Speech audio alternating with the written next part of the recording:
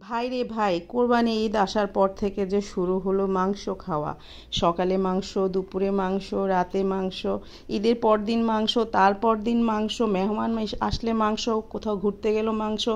মাংস খেতে খেতে আমার মতো যাদের রুচির অবস্থা হয়ে গিয়েছে, তারা আমার মতো এই ভর্তাটা ট্রাই করতে পারেন।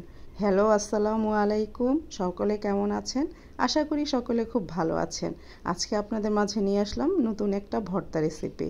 তো আমি প্রথমে শুকনো মরিচগুলোকে পানির মধ্যে খুব ভালোভাবে সিদ্ধ করে নিয়েছি। এরপর শুটকিগুলোকে ভিজিয়ে রেখেছিলাম।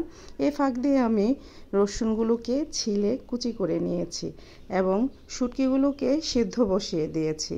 দেন এবার আমার মরিচগুলো সিদ্ধ হয়ে গিয়েছে, তো এবার মরিচগুলোকে ব্লেন্ডারে পিষে নিলাম এবং খুব ভালোভাবে ব্লেন্ডারে মরিচটা পিষে এর মধ্যে রসুন কুচিগুলো দিয়ে আরও খুব ভালো করে ব্লেন্ড করে নেব।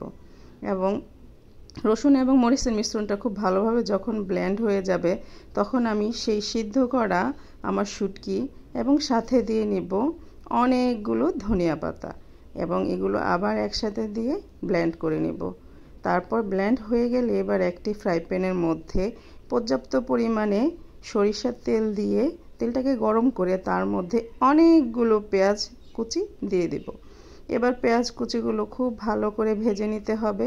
ভাজতে ভাজতে যখন পেঁয়াজ কুচিগুলো একটু গোল্ডেন টাইপ কালার হয়ে যাবে, এর মধ্যে আমি লবণ দিয়ে দিব। লবণ দিয়ে কিছুক্ষণ ভেজে তার মধ্যে সেই ব্লেন্ড করা আমার যে মিশ্রণটি আছে সেই মিশ্রণটি দিয়ে দেব। এবার মিশ্রণটি দিয়ে খুব ভালোভাবে পেঁয়াজের সাথে সেই মিশ্রণটিকে মিশিয়ে নেব এবং খুব মৃদু আঁচে আস্তে আস্তে আমি সেই মিশ্রণটিকে ভাজতে থাকব। ভাজতে ভাজতে এক সময় দেখা যাবে যে মিশ্রণের যে পানি আছে সে পানিটা একেবারেই শুকিয়ে যাবে। আর একটু পানি পানি থাকলে আসলে আমার কাছে খেতে ভাল লাগে না। পানিটা যখন শুকিয়ে যায় তখন ভর্তাটা খেতে এত মজা হয় আর কি বলবো। এই পর্যায়ে যখন ভর্তাটা করছিলাম, পুরাটা বাসা আমার ঘ্রাণে মৌ মৌ হয়ে গিয়েছিল। কি বলবো, অনেক দিন পর অবশ্য করা হয়েছে। এসব একটু ঝামেলার ব্যাপার, সব সময় আসলে ভর্তা টর্তা করা হয় না। কিন্তু মাংস খেতে খেতে যে একটা অবস্থা হয়ে গিয়েছে, বাধ্য হয়ে লাস্টে করাই লাগলো সে ভর্তাটা, কাঙ্ক্ষিত ভর্তা। আলহামদুলিল্লাহ, এটা হলো আমার ভর্তার ফাইনাল লুক। বেশ সময় নষ্ট করেই ধরতে গেলে ভর্তাটা করেছি এবং খেতেও মাশাআল্লাহ এত মজা হয়েছে এবং কোয়ান্টিটিটা অনেক বেশি করে ফেলেছি, যেহেতু একটু কয়েকদিন রেখে খাবো, প্রতিদিন করা সম্ভব হয় না ভর্তাগুলো।